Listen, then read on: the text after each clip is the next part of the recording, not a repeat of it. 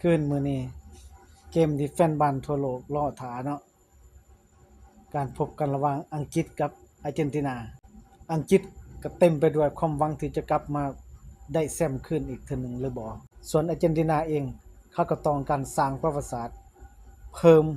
4ดาวให้เขาที่จะได้เป็นแชมป์โลก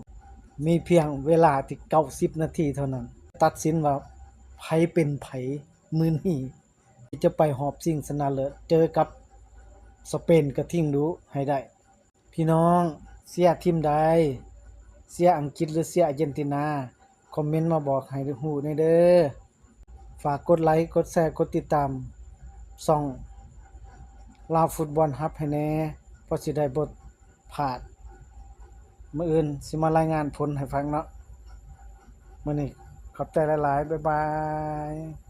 รอเบิ่งนอนบ่ได้ดอกแม่นบ่ยังอีก2 ชั่วโมง